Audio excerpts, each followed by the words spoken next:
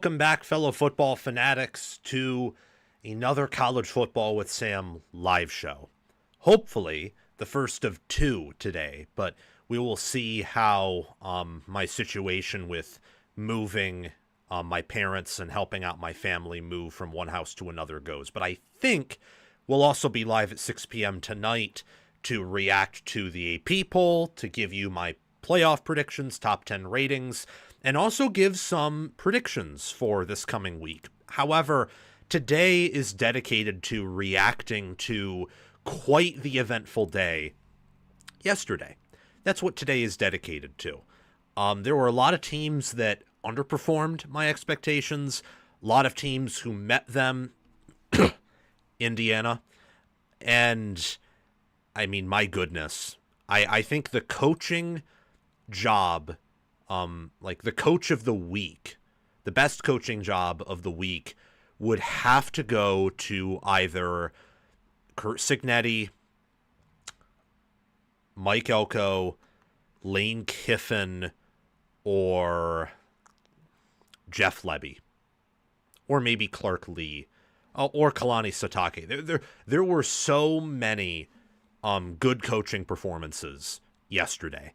I would have to go with Lane Kiffin, at least relative to what I expected that game to be.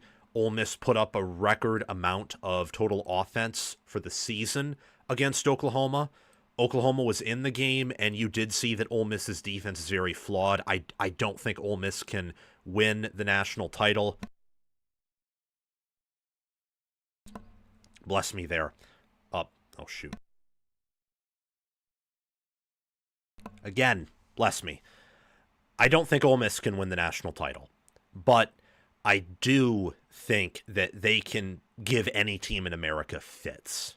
I think that maybe Indiana and Ohio State and Oregon, if yesterday was somewhat flukish against Wisconsin, which I think somewhat it was, I think they'd have a tougher time against them because Oregon, Ohio State, and Indiana, they all have one thing in common, and that's that they have freaks on defense. Oklahoma does too, but I think that Oregon, Ohio State, and Indiana, in fact, after yesterday, I'm pretty sure I know they have better secondaries, and that has been Oklahoma's weakness all year, and Ole Miss exploited that.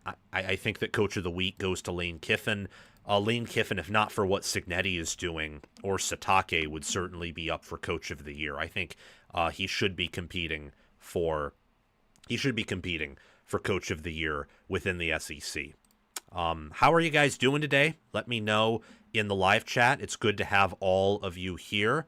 Hi, Asian Posturine. Hi, anyone else who's going to be commenting. We will answer super chats in between the segments, but let's get started and talk about Nebraska beating Northwestern.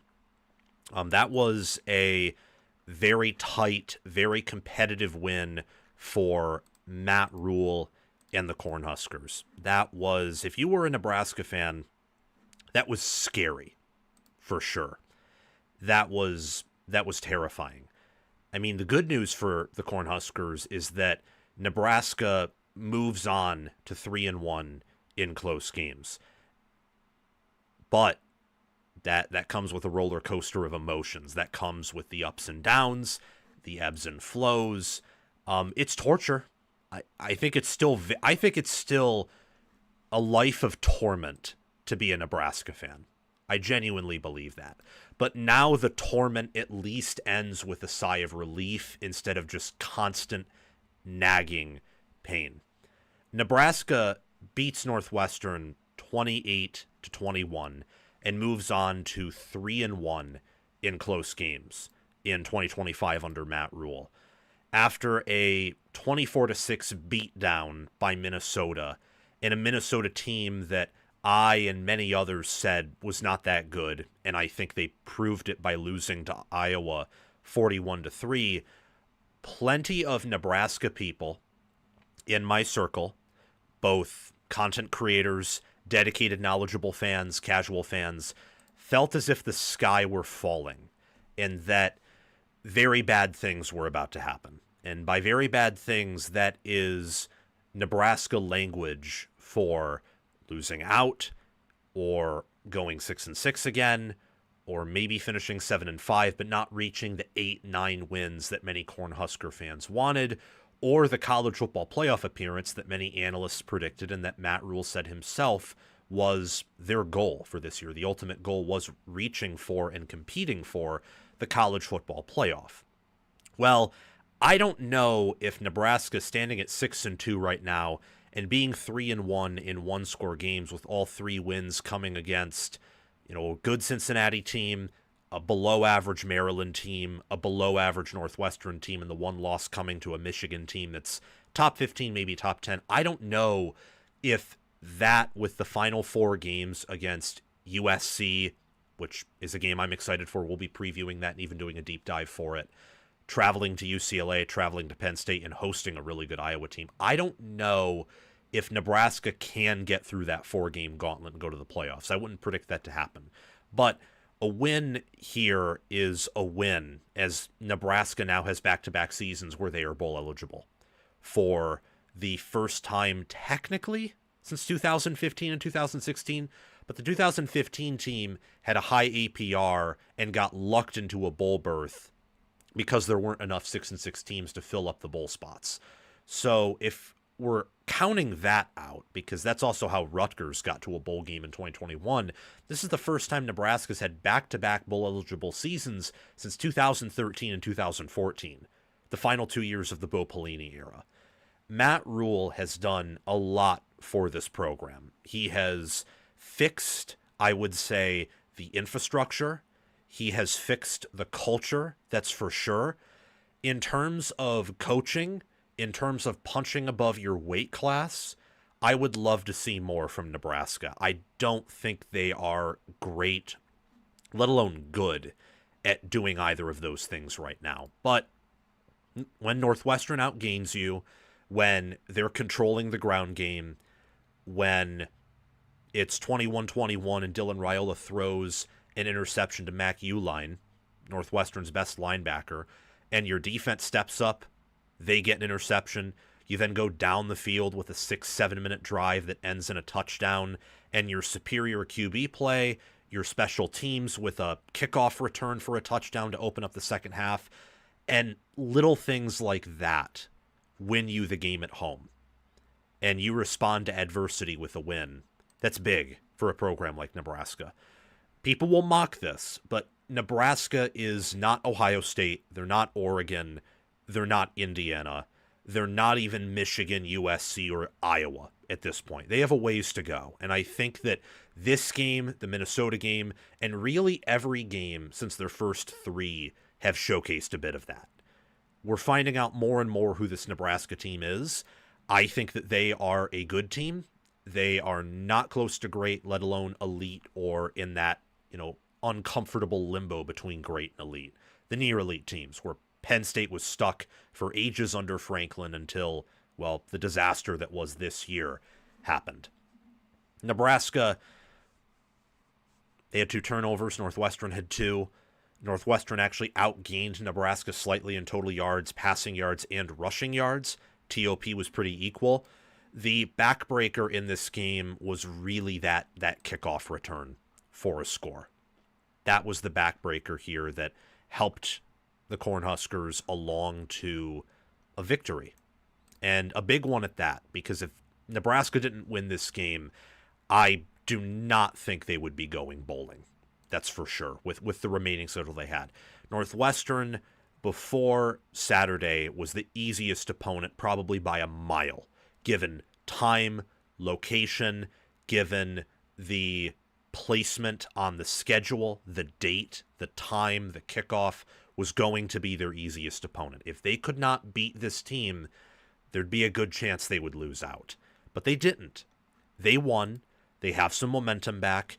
The USC game is a night game in Lincoln. USC's coming off a bye. I think both programs are going to sell out for that game because, they have to. Kenneth Williams, ultimately, I think he should be the player of the game, because without that kickoff return, I think Northwestern wins. I'm pretty sure they win without that special teams effort. At the end of the day, even with the missed field goal, it was special teams and Mike Eckler's unit, which is easily the best unit in terms of overperforming expectations in the entire country. Nebraska bringing in a kicker in Kyle Cunanan, who was never elite, and having a true freshman punter, and their lack of excellent tradition on special teams and how bad it was last year, going from Foley to Eckler, and within 1 year the special teams unit has flipped. That's phenomenal stuff right there. And that unit I would credit to winning Nebraska 2 games. Now, with Ed Foley's special teams, they probably lose to Michigan State, and they probably lose this game to Northwestern. And at that point, you're talking about a Nebraska team that finishes 4-8 or 5-7. So, special teams is important, guys. I mean, just ask Iowa and how they win the games that they do. For Northwestern, it's tough because this was also one of the more winnable games on their schedule. So their losses now are to Nebraska in a close game and to Oregon and Tulane in blowouts. Their wins are over an FCS squad, UL Monroe, Purdue, with close wins over UCLA and a Penn State team on the road who quit. At USC is going to be a chore on a Friday night. Do not think Northwestern will win, but this is a scrappy team, so you never know. Playing Michigan at Wrigley Field, hosting Minnesota, playing at Illinois. These are things that could go Northwestern's way, but they're going to be an underdog in all of their remaining games except for maybe the Minnesota game. This was a win that they also needed if they wanted to go bowling for sure. They can still pick up a win. I'd expect them, based on what I've seen out of Minnesota for the whole year, that Northwestern would win that game even before yesterday happened. And I thought Iowa would win that game by double digits, but my goodness, 31-0 at the half. We'll talk about that game too. But Northwestern is a good rushing offense. The defense is schematically solid and they're disciplined, but you can tell they're not very talented. And offensively, they're a mess at quarterback, at wide receiver. They're really just an offensive line and running back offense. That's what they are. And that played well against Nebraska's weaknesses up front. That's why Northwestern was able to run the football the way they did. I mean, Komolafe, underrated speed and burst. Northwestern had 172 rushing yards, 2 touchdowns, and averaged 5.7 yards per carry. Preston Stone only took 1 sack, too. That offensive line did a really good job yesterday, but when Preston Stone, who in Northwestern's losses has thrown 9 interceptions and 0 touchdowns, I mean, he's pretty bad. When you have that quarterback play going up against Dylan Raiola, who didn't have a good game yesterday either, but he is miles ahead of where Preston Stone is, and you're playing on the road, it's really tough to overcome that. And speaking of the Cornhuskers, they have a lot of overcoming to do as well. Because in terms of matchups and in terms of the quality of opponents you're going to be playing for the rest of the year if you're the Cornhuskers, you're underdogs to USC. I think the early line is like 4.5 or something similar. At UCLA after that USC game, when UCLA has a bye and it's not Deshaun Foster trying to figure things out during the bye, it's Tim Skipper, who is a better, more Big Ten quality head coach. That's an interesting and nerve-wracking 2-game stretch. You then have a trip to Happy Valley, playing at Penn State off the bye. That's going to be difficult solely based off of matchups. Penn State's more talented than Nebraska overall. They'll have a bye. Maybe they'll have quit by then if they haven't already, but I can't imagine they're going to be playing worse than they are right now. And then Iowa at home. Iowa's a horrific matchup for Nebraska in the same way that Iowa was a horrific matchup for Minnesota, and you just saw what happened. Their trench play is among the nation's best. They just like to play bland football. Their brand is bland offensively, especially when they have a big lead like they did at the half. Defensively, they're nasty. You can't run on them, and the only way you pass on them is if you have an NFL quarterback and you have really good receivers, which in the Big Ten leaves Indiana and Ohio State for sure as teams that would usually beat them, even if it was in Kinnick. And then Oregon is even pending. Iowa should, if everything we've seen about Oregon is who they are and there isn't much potential or juice to squeeze out left, Iowa should compete with Oregon. That's how good of a team Iowa is. So the road to the playoffs, the road to winning more games is going to be very tough. And that is why a win today was absolutely critical for Matt Rule and the Nebraska Cornhuskers. At the end of the day, I thought that Nebraska played well at running back in special teams. Emmett Johnson and special teams really were the difference makers. And their linebackers and their defensive backs did overall a good job at defending the pass, at reading Preston Stone's eyes and making plays off of that. For Northwestern, their offensive line, their running back group, their entire defense played well. Nebraska only allowed 1 sack, and I think that is a final positive for the Cornhuskers, is their offensive line stepped up. They did a much better job protecting Dylan Raiola. I thought Raiola did a better job maneuvering in the pocket and being aware there. And when Raiola has a semblance of awareness in the pocket, he goes from being just a good quarterback or a talented quarterback to a great quarterback and someone who can help win you games. As for some of the other noon slates, let's move on to Ole Miss beating Oklahoma. I got this one wrong.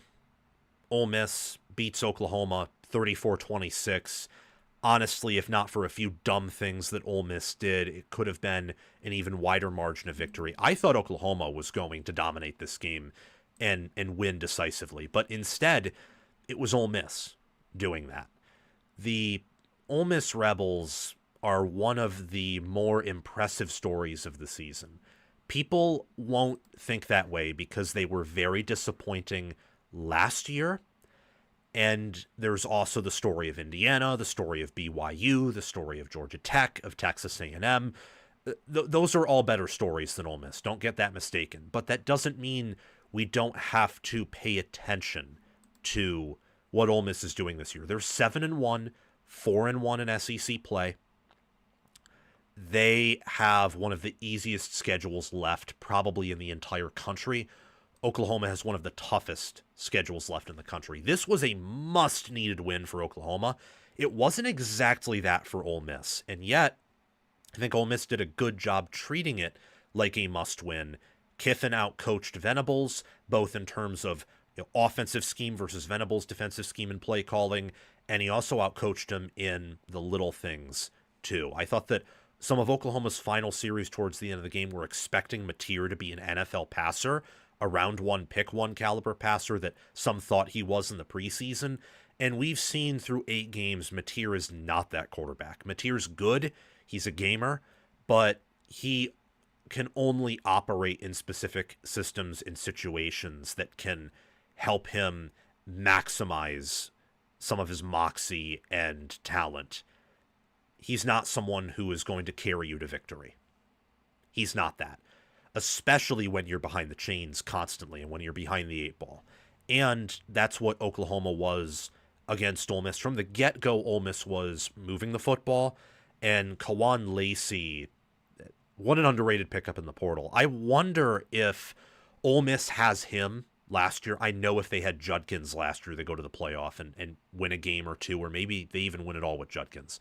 But if they had Lacey, this version of Lacey, last year, how much different is the season? How do we reflect on that season differently? Because I view Ole Miss's team last year as a colossal failure. That is one of the better what-if stories of college football. If Ole Miss beats Florida, or they beat Kentucky, or they beat LSU, all of those were one-score losses. If they win 1 or 2 of those close games, what do they do in the postseason? Because they would have made it at 10-2 with how good they were metrically and analytically. I think that they could have done damage or even won it all last year if they just get to the postseason. But we'll never know. We'll never know. And they weren't better than Georgia with Beck at the end of the year, or Ohio State especially, or even better than Texas or Penn State. They were probably similar to Oregon. But with some of the weapons they had, the non-negotiable that was their defensive line, woof. And they do not have any of those players, D-line or defense, that they did last year. Defense is exponentially worse. They don't have as talented of a QB. I think this Ole Miss team is worse than last year's in just about every way except for maybe the receivers. And definitely running back is superior. Offensive line's probably similar too. But for Ole Miss to be in this position where they're inching close to being a playoff lock, and yet they are less talented than they were last year, that is reflected well on the coaching staff.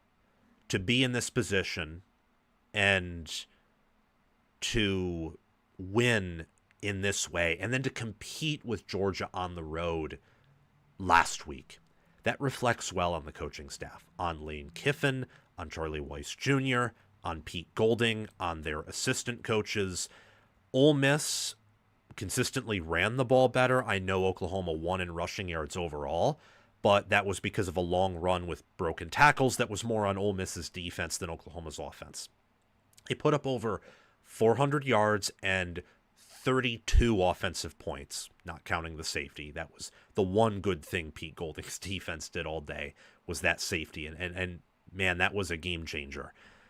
They put up 431 total yards and a season record amount of points. Oklahoma surrendered season highs on defense all across the board. Where does Oklahoma go from here? Well, that is a good question because they have to travel to Tennessee this Saturday. That's going to be a tough out, especially after what Ole Miss showed teams can do to Oklahoma's defense. This is not a defense that is Ohio State caliber or Indiana caliber or Texas Tech caliber. It's probably not even Oregon caliber.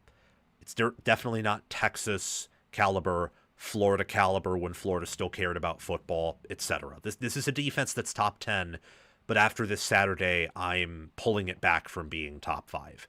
Because while Ole Miss's offense is good, and it is schematically sound, it's schematically brilliant, it's well coached, and Trinidad Chambliss is a gamer. He is one of the most efficient quarterbacks in America. Didn't say one of the best, because I do think he's talent limited, and the Georgia game showed that.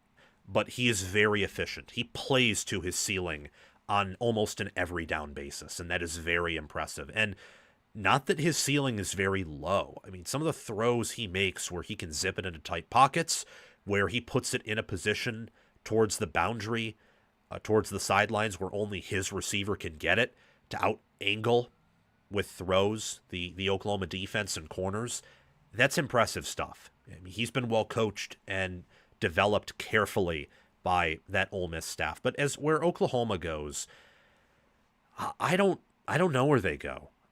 I mean, after yesterday, their playoff hopes are in jeopardy. They have to win out or win the remaining games on their schedule -1 in order to be in the playoffs. So that means you have to beat Tennessee, Missouri, and LSU, because Alabama's the least likely win. So you sell out for Tennessee, Missouri, and LSU, your easiest 3 games, and the Alabama game just is what it is. Not saying they can't win that game, but that's a very tall task to go into Bryant-Denny, to travel to Tuscaloosa and beat that caliber of team. It's one of the best teams in America. There's a reason why they're the favorites to win the SEC and third in odds to win the national championship, despite having a tough schedule and having 1 loss on their plate already, and a pretty bad loss to Florida State at that. Oklahoma's offense is limited, and we've known this really since their game against Michigan, where they had several chances to put it away and couldn't. And their defense is limited too after yesterday. I mean, Ole Miss putting up 34 points, 32 of which were on offense, and I would argue the only reason Oklahoma was in the game, in hindsight, was in that third quarter before Tate Sandell made that 42-yard field goal. I think Ole Miss ran a trick play or a fake field goal, or it was a 4th and 1, and maybe they tried to run an offensive play. I didn't see exactly what it was. I just saw that Oklahoma tackled the player behind the line of scrimmage. What are you doing there? I mean, you just spotted Oklahoma guaranteed points. Punt the ball away. Your defense has been playing okay enough, and Oklahoma's offense has been playing poorly enough to where you should be able to get the ball back and extend your lead. And for whatever reason there, Kiffin either got too cute or didn't trust his defense. The latter would be understandable, but that deep in your own territory, probably not against that caliber of defense. And, well, the play gets blown up and Oklahoma gets back into the game. Oklahoma is a good team, but are they a great team? No. There is a chance they could collapse here and even possibly lose out. I don't think that will happen, especially with that LSU game and with the news about Missouri and Bo Pribula. And look, Tennessee has their weaknesses and limitations, but still, a season that at one point was talked about as a potential SEC championship or college football playoff season when they were 5-0 or even when they were 6-1. Those expectations are now in jeopardy. And I think that Oklahoma and their fans have to remember that preseason, winning 8 or 9 games was fantastic with that schedule. And that is a good thing if they end up winning that many games. For Ole Miss, we've already talked about it, but they stand at 7-1. Their only loss is to a Georgia team who I think at this point is going to win out. If they lose to anyone, it's going to be to Georgia Tech. So they'll win out in the SEC. If one of Alabama or A&M fall, there's a pathway for them to reach Atlanta, and they're probably a college football playoff lock at this point. Georgia is. Ole Miss only losing to that team by 8 and leading them for parts of the game, and your remaining schedule is a defeated, battered South Carolina team at home, the Citadel, Florida at home, who fired their coach, and a Mississippi State team that just cannot win an SEC game to save their life. Mississippi State isn't a guaranteed win. The other 3 I would say are, and with the win over Oklahoma, over LSU, I know those wins at the end of the year will not look as pretty as they did at the time, but a 10-2 Ole Miss likely gets in at this point, and an 11-1 Ole Miss is certainly in with a home college football playoff game in Oxford, which would be crazy. A credit to Lane Kiffin. This is his best coach team, I would say, at Ole Miss. And the defense is limited, especially in terms of tackling and stopping the run. It's a bad unit there. It's Pete Golding's worst unit at Ole Miss and probably his worst unit as a D coordinator in a while. But this offense with Chambliss and Lacey and Caden Lee and DeJon Stribling and Harrison Wallace and, of course, their tight end, Daquan Wright, it's an incredible unit, and it's going to keep Ole Miss in likely any game against any caliber of opponent. So fantastic win for Ole Miss and the Rebels. They have a lot to look forward to, and they can probably get a lot of rest and try new things and experiment and try to improve over these next few weeks with the schedule they have. For Oklahoma, they just have to survive. They have to find a way to earn a few more wins, and if they reach 8-4, I would say the season is a success. You know whose season is also a success? I mean, if they were to theoretically lose out, it wouldn't be, but that's not going to happen. Indiana. Indiana destroyed UCLA. They did exactly what I thought they would do. Absolutely impressive and phenomenal win, especially when you consider what the expectations were for this game. A lot of people, and I don't exactly get why a lot of people were obsessed with UCLA here. It never made sense to me. There were people talking about how, well, UCLA in their most recent 3 games was doing really well. I think Indiana is overvalued. It's insanity. There's nothing overvalued about Indiana. In fact, Indiana didn't even play one of their better games. Like, offensively, I thought they were pretty slow and played pretty poorly. They did not play to their ceiling. Their ceiling was the Oregon game and the Illinois game. They did not play to their ceiling here. There's definitely stuff that Cignetti is pissed about, and they still won by 50. I mean, what they are doing is, I'm not saying they're the best team, even though S&P Plus has them number 1. We'll talk about that. And in terms of solely looking at this year, so merit rankings is in power ratings, but removing priors and removing talent factors, they're easily number one by a mile if you only look at merit. If it's only merit-based power ratings, they are number one by a mile, and they're separating from the pack. You include priors, and Ohio State, Alabama, maybe Oregon, maybe Notre Dame, maybe Georgia are they're all kind of compressed in there. And I would say Indiana, Alabama, and Ohio State would be in that upper first tier if you look at, power ratings with priors, so prior season results and recruiting. But merit-based, Indiana's the best team in the country. They are. Indiana didn't even play well offensively, and they still destroyed UCLA 56-6. Mendoza was missing throws. I think he had one of his more disappointing performances through the air as a passer of the football, as a quarterback, as a future first-round NFL draft pick.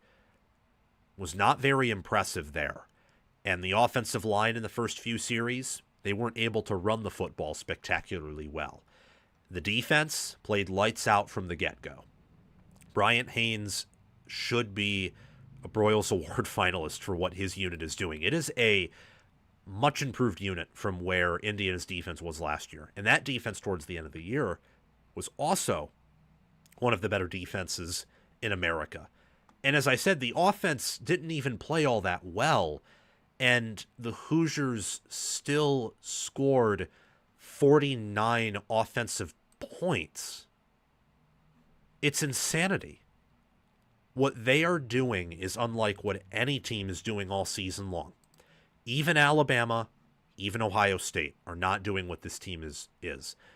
And I say that because when you look at how Indiana plays, when you watch them, and when you take into account that they're Indiana and they don't have the top two talent rosters in blue chip ratio like Ohio State and Alabama do, from a merit-based perspective, from a coaching-centric perspective, this team is number one. No one has better coaches than this team, at least based on what I'm seeing this year, and also factoring in last year too. No one is punching above their weight class, or maybe Indiana's weight class is up there with Ohio State's and Alabama's. And in that case, they've transformed their weight class in a way that perhaps no one else has since Tom Osborne's Nebraska with their walk-on program and winning national titles that way. And that was in a completely different era of football. Or like Chris Peterson with Boise State. The fact they were able to compete with a lot of good teams when he was there. And they played as if they were a top 5 team despite their theoretical talent deficiencies. Nico Iamaleava, before this game, in his previous 3 games, in his 3 prior games against Penn State, Michigan State, and Maryland, he had over 150 yards on the ground with 3 touchdowns. He had 6 passing touchdowns, 2 interceptions, completed 60% of his passes or more in those 3 games. In this game against Indiana, he is a whopping 13 of 27 for 113 yards, completed 48.1% of his passes, no touchdowns, 2 picks, including a very awful pick 6, a 68.5 passer rating, and an 18.4 QBR. Nico's 18.4 QBR is his worst of his career since he had garbage time appearances against UTSA in 2023, where he redshirted with Tennessee. That is insane. That was his worst start ever. Ever. His worst start from a QBR standpoint and a passer rating standpoint. Indiana locked him down. They locked UCLA's rushing attack down, which was also a key to their success in their prior 3 games. UCLA averaged negative 0.26 EPA per play. Indiana averaged 0.13. Indiana had a 30% havoc rate defensively. With their sacks, TFLs, the interceptions, the passes defended. When you have Indiana players defensively mirroring the same qualities of previously great Georgia defenses, Ohio State's defense, including this year, Texas Tech's defense this year, which per ESPN's the best defense in America, looking at the efficiency metrics. Previous Michigan defenses, where they are sticky, they are big, they are physical, they have depth. Aiden Fisher didn't play for, I think, 75% of the game, and he could have played, but they held him out based on what I saw. Where he was on the sidelines, he was standing there, looks healthy, but they wanted to be safe with him.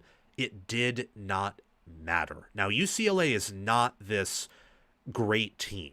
They're not this elite, top 25 even quality team. UCLA is pretty bad, and they still were pretty bad in their prior 3 games. They just weren't awful. That's a credit to Tim Skipper. It's a credit to Jerry Neuheisel. It's a credit to some of the new staff additions and the staff that they held on over that have accepted the new regime. It's impressive what UCLA has done.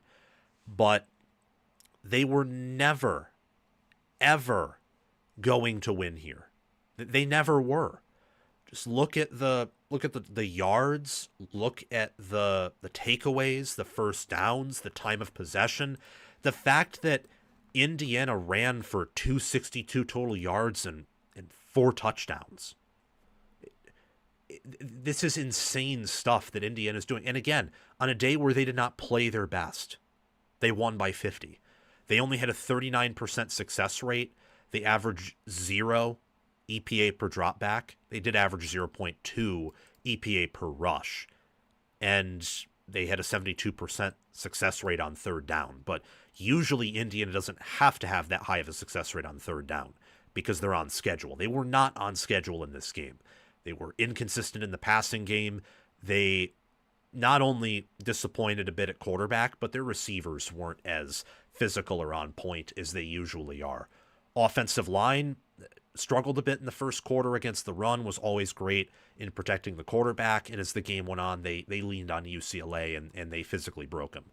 Defense from the jump was always impressive. Always this great unit.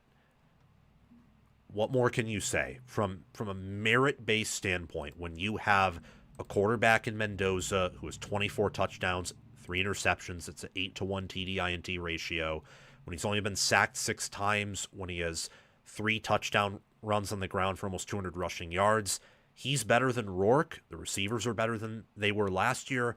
The running back, O-line, and tight end groups are deeper and better. The entire defense is a superior unit. What more can you say? What more can you ask for if you're an Indiana fan, if you're an Indiana staffer? Impressive performance by the Hoosiers. Very impressive performance. As for the UCLA Bruins, they have more opportunities for wins remaining on the schedule. So Nebraska at home. Nebraska's coming off a emotional game against USC, and UCLA gets a bye. That's an opportunity for a win. Washington has to play UCLA on the road before they have to host Oregon. So that's a classic look-ahead spot. USC is a rivalry game.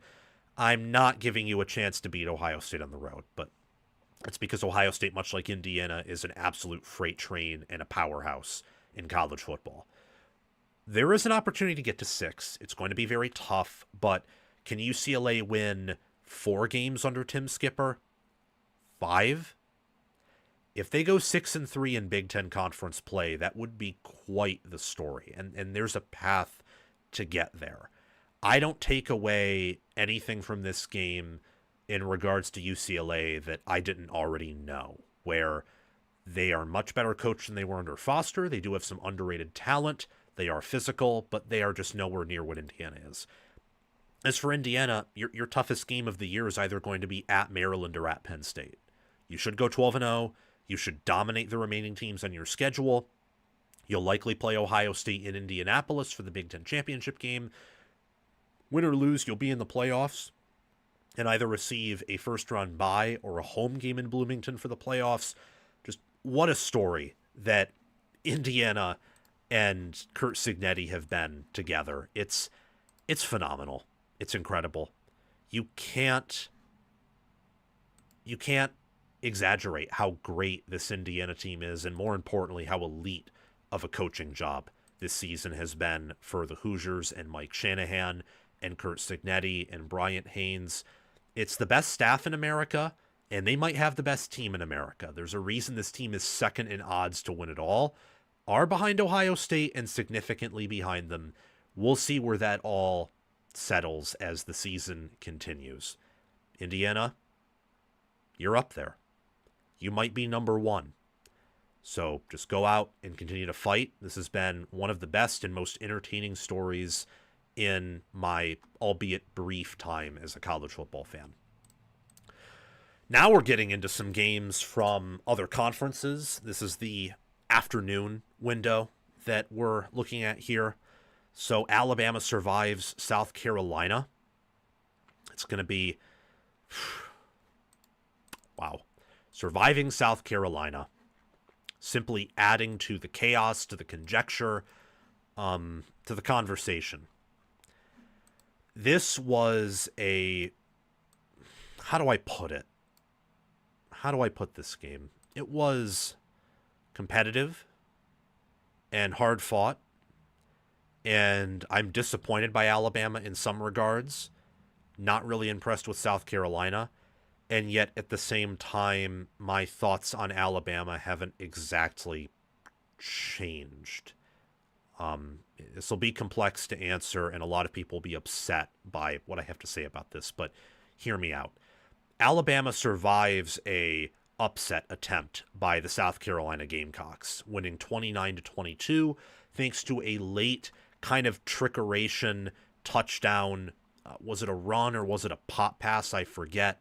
But regardless of that, Alabama got into the end zone late, and South Carolina is not a team that's built to come back from behind. The fact that they were behind at the half by 8 points and managed to take the lead at some point by 8 and at a 16-point swing was pretty impressive, I will say. But Alabama, I'm not going to say their win was impressive, but they won, they got into the bye, and I don't think that some people, as my channel's traditionally been a Big Ten channel, we're expanding here to be a national channel. I don't think a lot of people that follow my channel will give Alabama the flowers that they should be given. Not saying they're the number one team. If we're looking solely at merit, you probably have 2, if not 3 Big Ten teams ahead of Alabama. If you're looking at power ratings, however, even after a game like this, there's still an argument for them to be number one. Think about how they beat Vanderbilt by double digits. They beat a Georgia team on the road who's undefeated otherwise. How they beat Wisconsin in a similar fashion Ohio State did, where I know Wisconsin scored 14. One was a special teams touchdown after I believe Alabama took a 30-point lead. The other was a garbage time touchdown. And think about how they beat Missouri on the road with a healthy Bo Pribula. They had a gauntlet. They got through it. They're into the bye. And at 5-0 in the SEC, and with the remaining schedule they have, there's a great chance that they win out. And even if they don't with that head-to-head win over Georgia, they probably still go to Atlanta anyway, especially with the quality of schedule they have within the SEC. This was a close game. I will say my view of Alabama offensively is certainly solidified, where they have the potential to have an elite offense, but they struggle to run the ball. It's actually a very similar situation with Ohio State. Ohio State has, I would say, at this point, better receivers. That's pretty obvious. I don't know about tight end. As for quarterback, I think that Sayin definitely has a better arm. Simpson's probably better on the ground, but I'd give Sayin the overall nod at quarterback. O-line, I would probably give to Alabama, just mostly because of them having Caden Proctor, and Ohio State doesn't have anyone like that. Running back would be very close. Offensively, they're similar teams, where through the air, awesome. On the ground, uh, you're probably better off throwing it more than you do. But for balance purposes, the fact that the coaches want to be able to run the ball and they're working on it, Ryan Day and Kalen DeBoer do so anyway. This was a hard-fought win for Alabama. It's more of a gut-wrenching defeat for South Carolina because you're standing at 3-5, you're 1-5 in the SEC, you were ranked in the top 10 at one point, and you're nothing. I mean, even if you win out, go 8-5. The season was not particularly a success. You outgained Alabama. You ran all over the Crimson Tide. I mean, Lenoris Sellers had one of his better games of the season. He did. And yet, here we are. And there's not much else to say about that. I did just learn live that the stats aren't correct. I don't know why that is. I thought my guy updated those. Some of them are correct, others are not. But regardless, South Carolina outgained Alabama 333 to 325, and relative to what South Carolina has shown on the ground, running for 111 yards, factoring in Alabama's 2 sacks, with Sellers leading the way, I think is pretty impressive. With South Carolina in their remaining schedule, at Ole Miss will be a chore, at A&M is going to be hell. Unless they win one of those 2 games, they're suffering a losing season with Lenoris Sellers and Dylan Stewart. But that's really their entire team. They just have them and maybe DQ Smith and at times Nick Harbor with his talent, but I don't think South Carolina has developed all that well. They haven't shown much this year. I mean, cool. You played Alabama close. You played Missouri somewhat close. You beat a Virginia Tech team who fired their coach and a Kentucky team who's winless in the SEC. Cool. That's nothing. That's very disappointing. The fact that they couldn't even play Oklahoma competitively at home or LSU on the road or Vanderbilt competitively at home. I know Sellers got hurt in that game, but Vanderbilt was going to win even if Sellers played. That's disappointing. And that reflects poorly on Shane Beamer and his staff, and especially Mike Shula, the offensive coordinator. That hire has been a bomb of a hire, not in a positive way, bomb in a negative way. I don't really care too much to talk more about South Carolina outside of their efforts and leading 22-14 about midway through the fourth quarter. At that point, I did think South Carolina was going to win, but Alabama did this thing where we saw this with Kalen DeBoer at Washington, to a lesser degree with Alabama last year, and we've seen it with Alabama this year, where you are trailing on the road and you do have a chance to lose, but you come back. Or you're playing an inferior opponent and kind of messing around a bit, and you win and you pull away. Kalen DeBoer at Washington did that countless times. This is, in truth, I would say really the first instance here, because Missouri's much better than South Carolina with a healthy Prebula. They pulled away. They won. They have LSU, Oklahoma, Eastern Illinois, and Auburn remaining on the schedule. So they're guaranteed to have 8 wins, and I know that they play Auburn on the road, but is Hugh Freeze even the coach at that point? We'll have to see. Is Brian Kelly even the coach at the point where they host LSU? Oklahoma on the road would be tough, but at home with a team that is better than they were last year and is going to want revenge on Brent Venables in Oklahoma, I don't know. At the very worst, I think this team goes 10-2, and at that point they're in the playoffs no matter what. They're probably still in Atlanta at 10-2 with the head-to-head win over Georgia. And at best they win out and they possibly win the SEC and get a first-round bye, or they lose in the SEC title game but still get a home playoff game. This is one of the better teams in America. And I know that some people, especially in my more Big Ten audience, will get frustrated by that, but watch how they played against Georgia, watch how they played against Vanderbilt, against Missouri, Tennessee. All of those teams are top 25 in power ratings. And Georgia's top 10, Vandy's top 15, a healthy Mizzou's probably top 15. I don't think Tennessee's all that good. I don't. But Tennessee got a lot of empty calories in that game and made it more competitive in the final score than it actually was if you watch the game. The Florida State loss is bad, though, and that's why, from a strength of record and from a merit standing, if you're a Big Ten fan, you're right. There's plenty of Big Ten teams who should be ranked over Alabama, especially Indiana and Ohio State. But from a power rating standpoint, just pay attention to this Alabama team. They're not going to go away.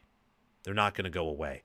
They survive, they advance, and I can't imagine they will play as poorly as they did in this game at any game remaining in the regular season. Can't imagine that at all. They're too well coached. Another team who's well coached is the Washington Huskies. Washington beats Illinois 42-25. We called this game properly.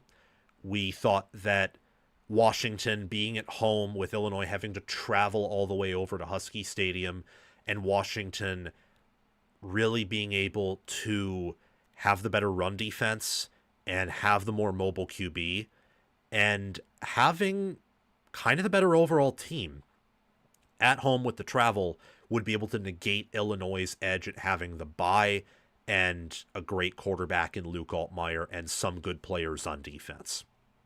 42-25, Washington dominated the second half. It felt very reminiscent of the Rutgers-Washington game from 2 weeks ago. That Friday night game where Rutgers was battling in the first half, showed some things that went their way. I mean, at one point, Illinois led 17-14 with under 2 minutes to go in the second quarter. But then Washington drove down the field. Excellent trick play where Denzel Boston passed to Jonah Coleman for a touchdown, used a lot of motion to get Illinois off kilter. And then, including that touchdown, from 40 minutes to go in the first half onwards, Washington outscored Illinois 28-8. Yeah. And they won by 17 points. It was a wonderful game plan from Fish. Wonderful bounce back spot. I mean, Washington won in the turnovers, in the total yards. They really did dominate at the end of the day. And their college football playoff hopes are alive. When you outgain a team 449-337, and Illinois did a good job, I think, running the ball relative to what Washington is defensively.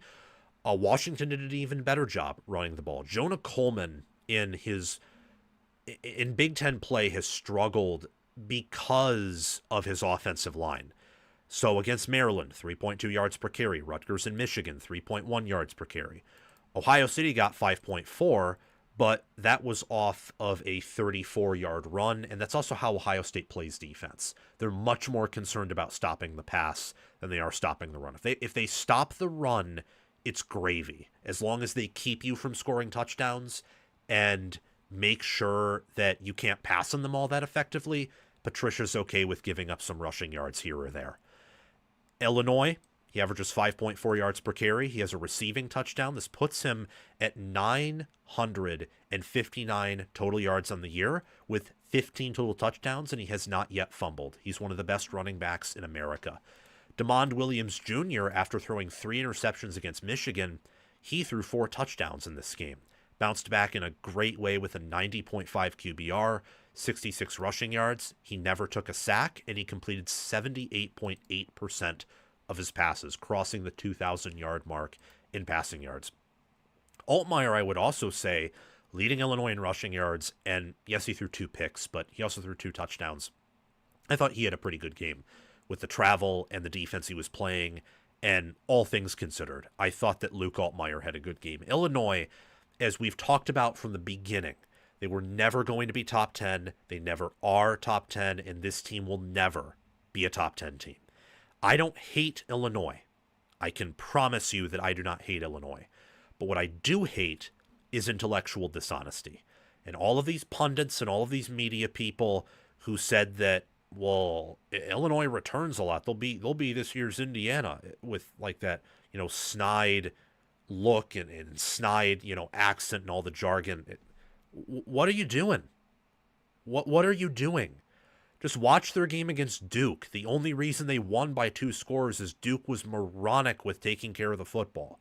Watch the Indiana-Illinois game. If Indiana wanted to hang 100, They could have. And if not for the modern clock rules, they probably would have won the game like 100-10. Illinois is above average. That's what they are. Washington's good.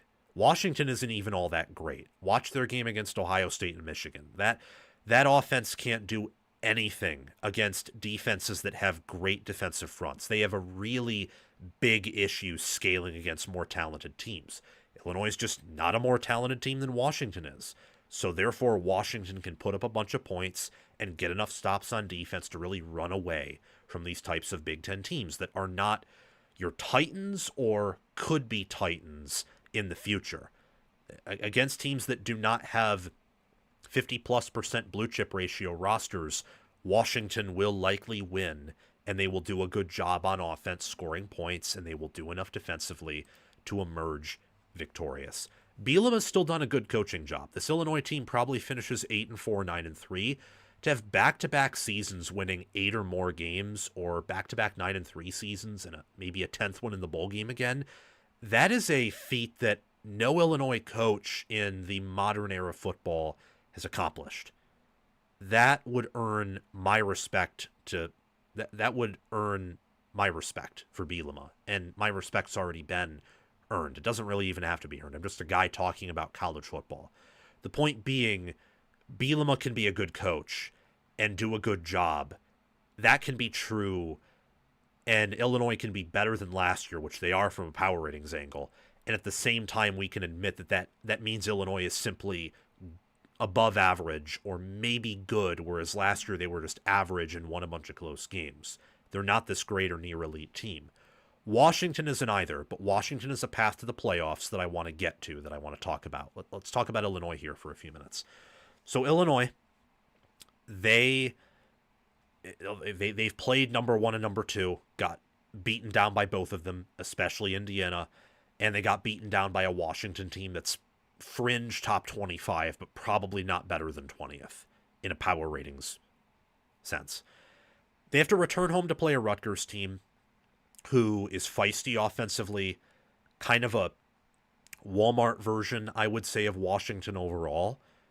Washington also did crush Rutgers, for context, in the second half, much like they did Illinois. Point being, Rutgers is not an automatic win. Maryland at home, not an automatic win. Wisconsin on the road probably is, given the state of the Badger program, but you never know. And Northwestern at home is not an automatic win.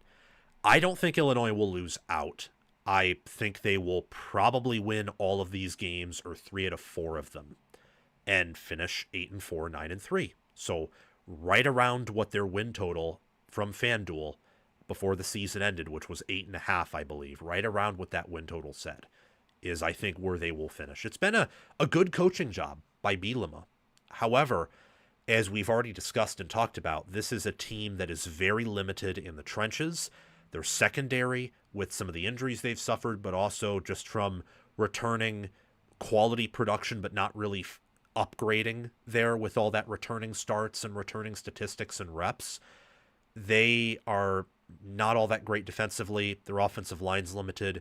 They're really Luke Altmaier, Hank Beatty, Bowick, those receivers, occasionally someone on defense, whether it's Rosiek or Yakis or Neal or Thompson Jr. Occasionally one of them makes a play, or maybe Patterson or Cox or someone in the secondary, but they're not all that consistent defensively.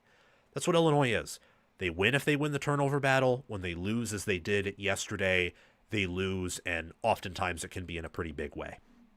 For Washington, they have lost to a Michigan team that at this point looks like, not a guarantee, but looks like they're going to win out before the Ohio State game, and that'll be 11-0 Ohio State versus 9-2 Michigan.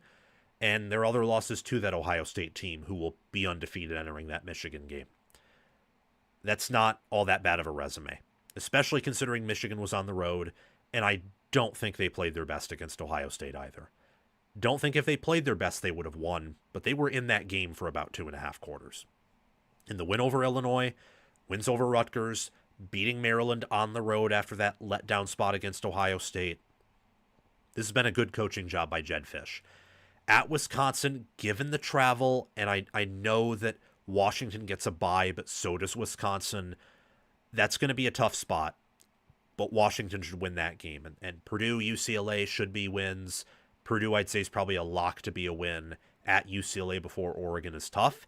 This really comes down to, can Washington win out before the Oregon game, and they should. And once they play Oregon at home, hopefully from the Husky standpoint with a 9-2 record, can they win that game?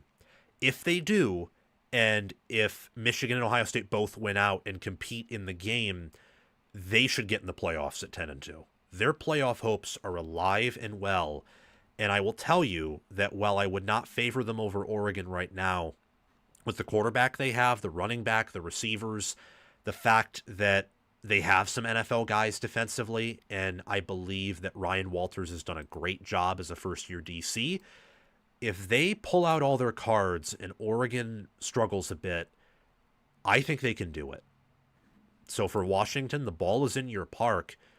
You just have to decide how you're going to play your cards and also how you're going to respond to your opponent's hand. But everything is in your court. You control your own destiny.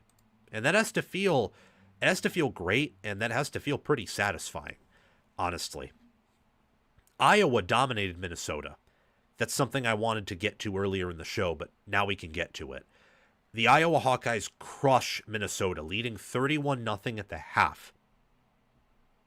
half. And winning 41-3. I'm a little bit speechless here because I can vividly remember how out of control it got within the first few minutes of the game. It was that bad. I don't know if all of you watched it live. I imagine if you were an Iowa or Minnesota fan, you did. And I know that several other analysts, based on my Twitter feed or some YouTube videos that I scrolled through briefly this morning, I know they saw it too, but you needed to watch that first quarter in its entirety as I did to understand how devastating that was for Minnesota.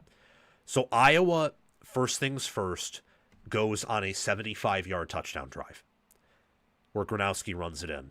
And the hilarious thing was when I saw the touchdown and then checked on ESPN to see the win probability and the metrics because I like that stuff, Iowa live betting went up to minus 15.5 after one touchdown drive. Now, in some cases, I understand that because if you allow Iowa to have that methodical of a touchdown drive where they're balanced in passing and running and they're dominating on the lines of scrimmage with how their defense is played, that's not a good sign. But jumping up by 8 points, I thought was maybe a bit extreme. So I thought to myself, okay, people are probably really confident Iowa entering this game or knew something that the general public didn't know from their perspective, and now they're hammering this. And Iowa then gets another drive after a punt, goes down, kicks a field goal, it's 10-0. The live betting, I think, jumped up to minus 18.5. Or I think it may have even been like minus 22.5. And that was before the pick six, or maybe it was after. Then, one play, Zach Lutmer reads Drake Lindsey's eyes like a book, picks him off, returns it for 6. 17-0, 2:57 left in the first quarter, and yet it's game over. Already game over. That was as bad of a Minnesota loss as I've seen in forever under Fleck. It was worse than the loss to Ohio State this year because you made Iowa look like Ohio State, and I don't think Iowa is Ohio State. It was worse than the loss to Michigan in 2023 because that team won it all. They were 15-0, and they didn't return as many quality players as I think this Minnesota team did from the prior year. And again, like that Michigan team and this year's Ohio State team, they're national title contenders. Michigan won it all. Ohio State's favored to win it all. Iowa needs to win out to even sniff the college football playoff. And then you have the Reese Vanderzee 30-yard pass where Gronowski threw a beautiful ball. Vanderzee catches it with a contested catch. that was the ultimate symbol of humiliation. To have Mark Gronowski have a successful game through the air when it was non-garbage time in the first half, and also for the Iowa abusing Drake Lindsay. I think they had like 4 or 5 sacks on the day. Yeah, they had 4 sacks, 9 TFLs. Minnesota finished the game with 24 rushing yards, and before garbage time they had negative rushing yards. And then you have the Caden Wheatgen 50-yard punt return, which it was obvious he was going to return it after he spun out of that first tackle attempt. It's, oh, he's gone. 31-0 with 11:23 left in the second quarter in an Iowa football game is insane. And if you're an Iowa fan, this is what you are with competent offense. Not great, because this Iowa offense, unless they are really scripting things and they're trying their hardest to win. You saw what Iowa did offensively after they got up by enough points. When they ran their basic offense, they couldn't do anything because they have limitations, severe ones. But when you have a competent, good OC in Tim Lester, you finally have good players there. Your O-line is being tended to in the proper manner. It's not being forced to run basic, obvious things that don't fit its strengths like Brian Ferentz forced them to. And Phil Parker's defense has returned to its 2021 through 2023 level despite losing all of that talent. This is what you are. You can bully teams into submission. You can create scaling issues for your average opponent and run away with it. Iowa, in my book, is a top 20 team. They were a top 25 team entering this game for me, but how they played and dominated here showed me, oh boy, like, wow. They can put pedal to the metal against some of these Big Ten teams. And keep in mind, I made the Ohio State-Iowa comparison already. Ohio State's much better than Iowa. Don't get this mistaken. But the fact that Ohio State beats Minnesota 45-3, Iowa wins 41-3. Iowa beats Wisconsin on the road 37-0. Ohio State does 34-0. The fact that they're even in the similar scoring margin category against common opponents that Ohio State is nuts. That shouldn't be possible. And that is a credit to this Iowa staff. Kirk Ferentz is as old as my grandparents. He has been around for ages. And yet, while in some aspects the game has passed him by, and he is certainly a late adapter and not an early one, I think that he has adapted to the game quite well. And some of the things that he's been stubborn about, such as prioritizing defense and special teams, but adapting just enough on offense to make it competent, I think that actually plays well into the current meta, where possessions are limited, making key decisions and being disciplined is more important now than ever. The sport has flattened to a certain degree in talent. Those are all advantages and all pluses for Iowa, and minuses for so many other teams. Complete dominance by the Hawkeyes. Minnesota has now had 3 ugly losses. Ohio State I don't really count all that much as ugly because I expected that, and Ohio State's just that good.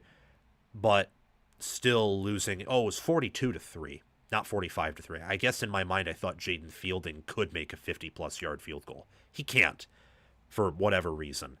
But 42-3, you kind of expected that. But still, given how after the first drive they couldn't do anything, obviously if you're Minnesota, you want to show more fight than that.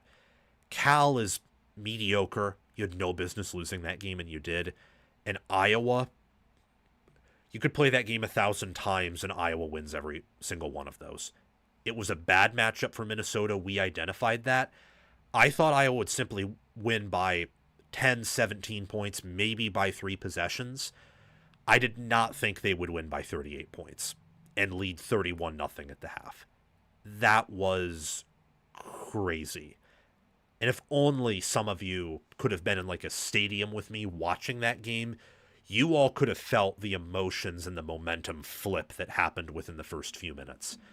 Minnesota, look, they can beat Michigan State. They should this Saturday, but it's not going to be a guaranteed win, because I don't think they're all that much better than Michigan State. At Oregon Friday night, that's an auto L probably. At Northwestern's going to be tough. Wisconsin should be a win, but given the caliber of team Minnesota is, that could also be a loss. There's a realistic world where Minnesota wins out, except for the Oregon game, but also a world where they lose out. I still think as of right now, this has overall been a coaching plus season for PJ Fleck, but it can quickly turn into one that's pretty sour, especially given they returned Coy Parrish, their entire defensive line, they returned Darius Taylor, Drake Lindsey clearly has upside, and they upgraded at receiver. And yet they're staring down the barrel of potentially 5-7 or 6-6, and if you take out the FCS game, they have a negative point differential in games against FBS opponents, a pretty severe negative point differential. A lot of things to work on for Minnesota. For Iowa, they get a bye this week before hosting Oregon. Likely be a afternoon, 2:30 p.m. Central Time, or late morning, 11 a.m. Central Time kickoff is likely what that'll be. It'll either be on Big Noon or CBS, I think. Hopefully it's a night game. I think that's best to show us more of what Oregon is and also get the best out of Iowa, and it would make it for a better game. But either or, it's going to be a tough task for Oregon and Iowa. Iowa can win that game. They shouldn't be favored. They won't be favored. But can they win? Yes, they can win. Oregon does not have the depth or quality at receiver or quarterback that Ohio State or Indiana does. They don't have the coaching of Indiana. So given that and what we know of Iowa now, they can win that game. And if they win that game, who's to say they can't beat USC, Michigan State, and Nebraska and win out? If they do, that team is in the playoffs with the win over Oregon and USC, on top of playing Indiana close, and Iowa State would be the bad loss, but it is what it is. 8-1 in the Big Ten, 10-2 overall gets you in the playoffs. Their playoff hopes are alive. Would I pick them to go with the Oregon and USC stretch? Probably not. You're probably dropping one of those games, and Nebraska's good enough to do some damage. But the fact they're in this conversation is a credit to Coach Ferentz and Phil Parker and Tim Lester for doing all that they do, and the assistants too. Iowa is among one of the best conditioned programs in the country. And this year has been probably the best reflection of that since the 2022 or 2023 season, where the offense was just horrific, but the defense was strong and always held its own against the better teams. Huge win for Iowa. Terrible loss, devastating loss for the Minnesota Golden Gophers. Now we get to talk about Missouri and Vanderbilt. Let's see if we have any super chats in here, any comments that I want to reply to. Let me see. Iowa's great trench play. Skill positions are lacking against better teams. Yes. Iowa lacks great QB play, although I think Gronowski's shown he can be good. They lack even good receivers. They're just average there at best. Tight end is dropped off from where it has been in the past, but O-line is awesome. Running back is good from a committee angle. And the defense doesn't have weaknesses. The only weakness of the defense is the fact that they are not a GOAT caliber defense. So they're not 21 Georgia, 23 Michigan, 24 Ohio State. They're not that defense. But they are of similar caliber, I think, to 2023 Iowa. Could even be 2024 Iowa, depending on how they finish out the year, which is so impressive because they lost like all of their starters from last year's defense and are clearly better in every single way. I didn't even get to the game on paper numbers for Iowa versus Minnesota. I'll probably make a comment about that. They weren't that impressive because of how they went dead offensively after going up 31-0. But like, my goodness, they performed so well. So well, just from the jump. And then they totally tanked for the rest of the game. Really impressive performance. Vanderbilt versus Missouri. Let's talk about that here. Vanderbilt, by hook, by crook, by the margins, beats Missouri 17-10. They cover the spread. Missouri quarterback Bo Pribula left injured, was a pretty painful outcome for Missouri.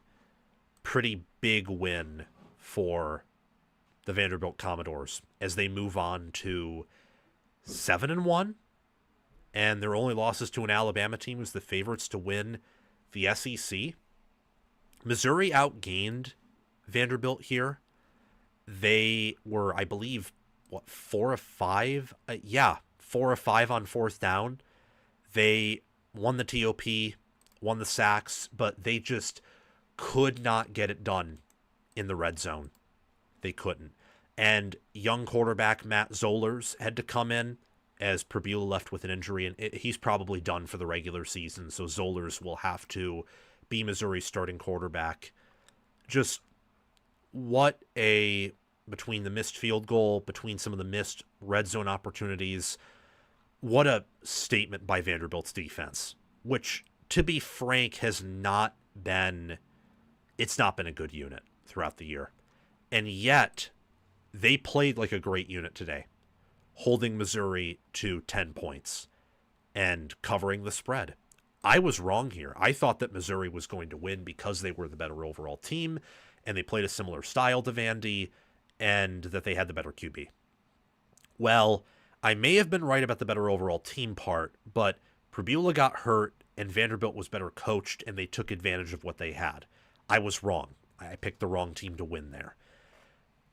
Vanderbilt's now, I would say, firmly in the playoff conversation, in the Atlanta conversation.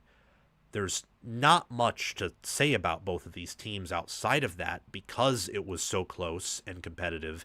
And look, they had, I think, a better time running the ball, each of them did, than passing the ball. It's why the score was 3-3 at halftime. These are very similar teams.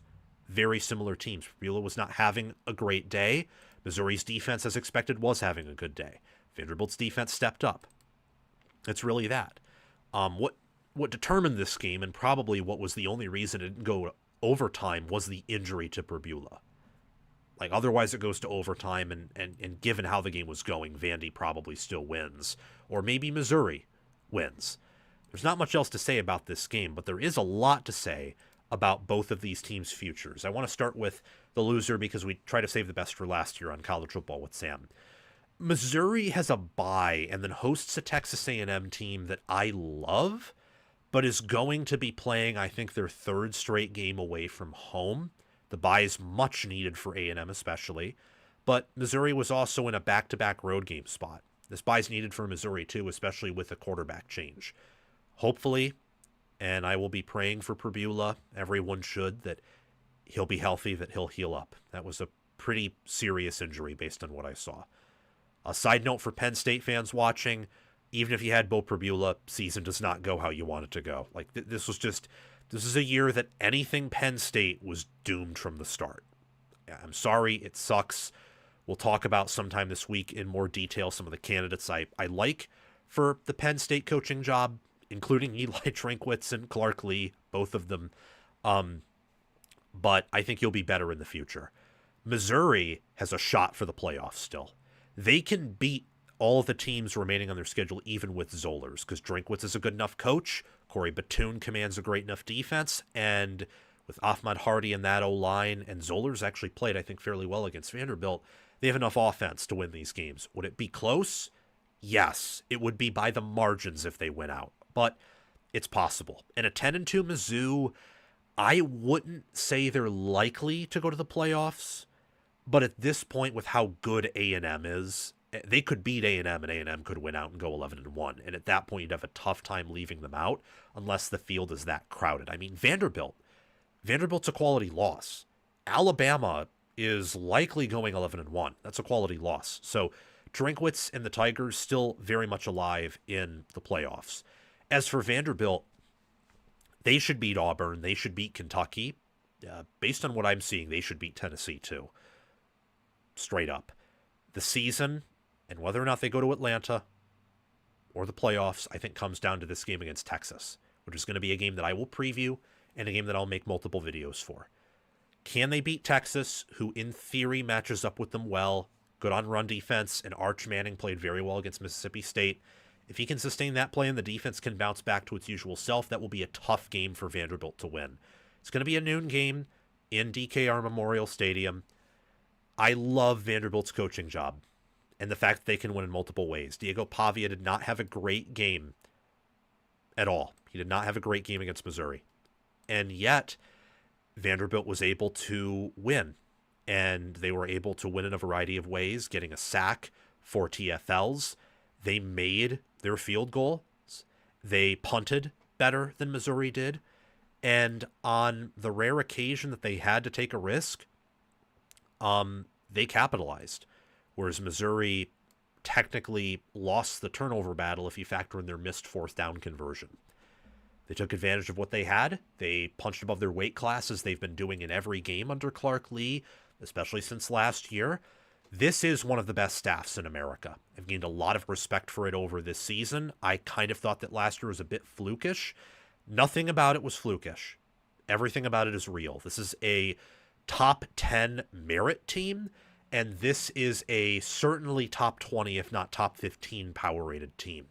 Game against Texas will tell us a heck of a lot, but I think this team is a really good shot to reach the college football playoff. How about that?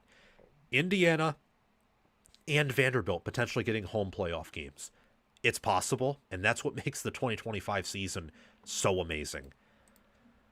Whew. Okay, we are very close to being done here, and I only say that because I technically have a time constraint that I think I'm going over. So let me text someone.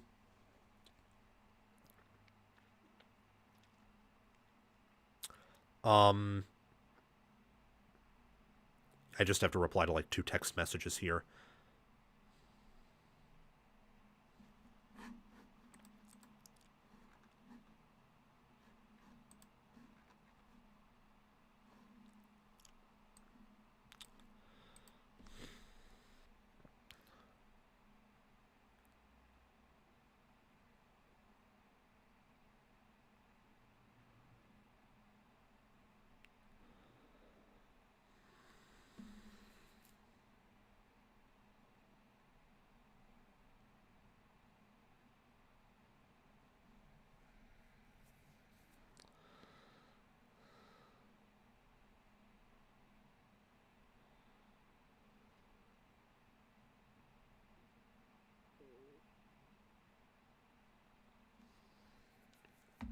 Okay.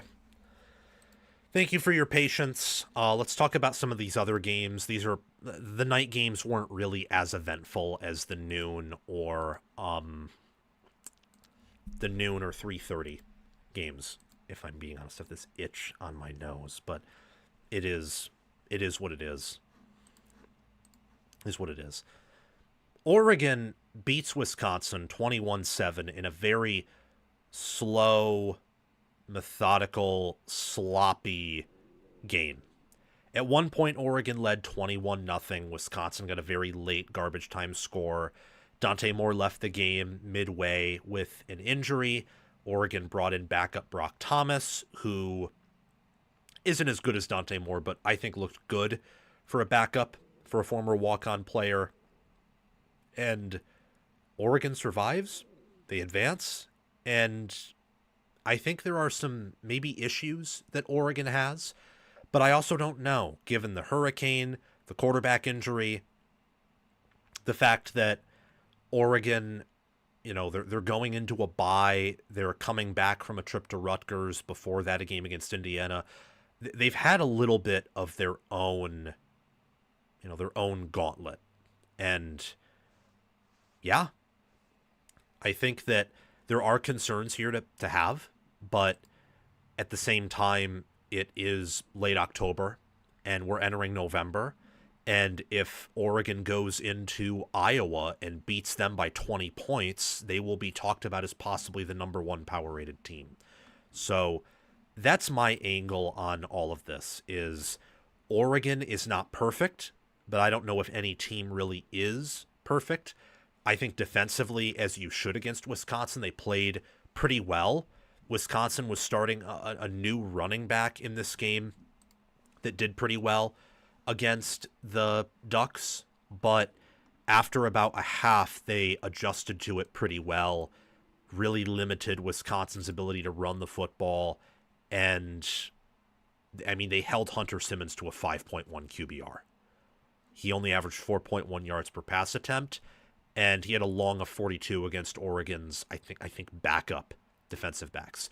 Gideon Ituka, I hope that's how you say his name, he was pretty good for the Badgers, 85 rushing yards, 4 yards per carry. Wisconsin did a pretty good job in pass rush. So with Ohio State, they struggled a bit in pass rush. I'm not really concerned with Ohio State's pass blocking O-line. Oregon's to a certain degree, but not really either. I mean, as in the Oregon game against Indiana, I think that was more on Dante Moore. Wisconsin just has a really good defensive front. And unless you can directly mitigate that, and usually you have to have a really good passing offense to do so, and Oregon's still figuring that out, you will have issues. Oregon playing Wisconsin reminded me a lot of Michigan, except Oregon did a much better job running the ball and controlling the game in the second half than Michigan did, because Oregon's a better team than Michigan is. I still think Oregon is one of the teams competing for a national championship. They are certainly competing for the college football playoff. They do, and we'll talk about this in a few seconds here, they need to win out to do that. I don't know with their schedule if a 10-2 Oregon gets in. We'll see. I think they would, but I'm not exactly confident in that fact. The idea, though, that they were able to outrun the Badgers 203 to 108 when Wisconsin was doing a much better job on the ground in the first half, and when Wisconsin pretty much guessed run for much of the second half because Oregon had a backup QB, I thought that was impressive. Oregon's offensive line is among one of the best in America. I just think that their quarterback situation isn't as good as I thought it was in September, early October, and they have issues with their weapons. They really just have Brycen Moore and Kenyon Sadiq, and that's kind of it. I think if you're Oregon, you want Evan Stewart to come back for the playoffs. Remember, he'd still be eligible for a red shirt if he did that, because postseason games don't count against a red shirt. So you could have him for next year, and he'd want to come back. I mean, there's just, with the injury and with how he's performed, there's not enough for him to maximize his draft capital. So you could get him in the playoffs and get him back for next year. That'd be huge, and that would be a game changer, because having 3 great weapons instead of 2 means a whole lot. Just ask Ohio State how 2022 would have been different if Jackson Smith and Jigbo were healthy. You have your answer. They would have been 15-0, worst case scenario 13-1. They would have certainly beaten Georgia. Probably, I think they would have beaten Michigan too, and Day would have a second title if Smith and Jigba's just healthy. So, not saying Evan Stewart, Smith and Jigba, he's not, but we know that talent is flattening in football, and Brycen Moore's probably a future first-round receiver. Sadiq could be a first-round tight end. Just having an additional quality weapon who could be picked on day 2 or day 3 of the draft would be very beneficial to Oregon. Dante Moore didn't have a really good game, got hurt. I imagine over the bye they'll try and work on some things with him. Certainly he's not having the same hot start as he did earlier in the season. As he's faced better defenses, more talented teams, some issues have come to rise.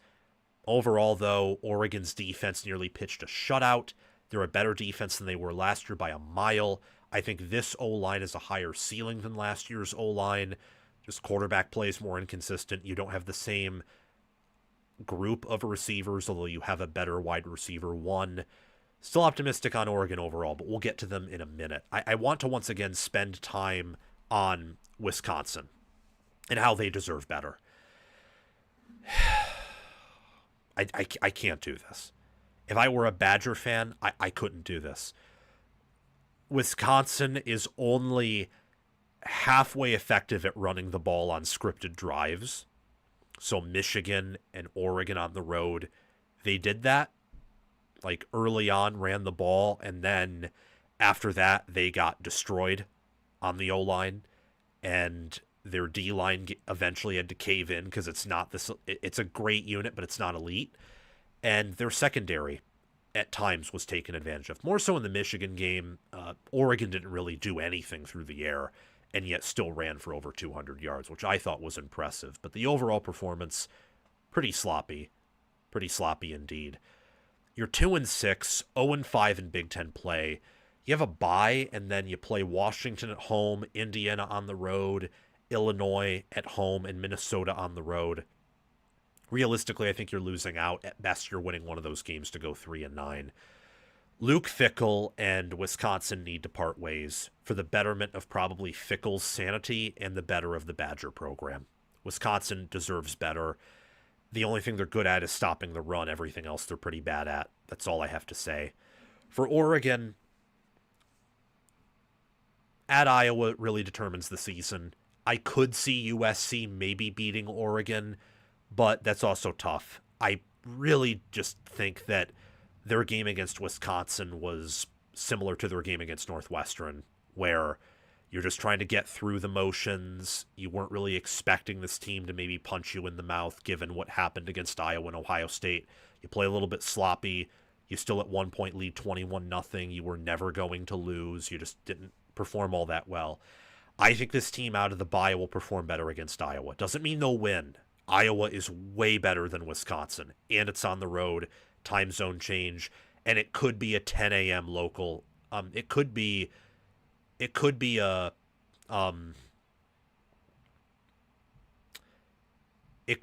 a.m. local kick for Oregon because you have to travel to the central time zone.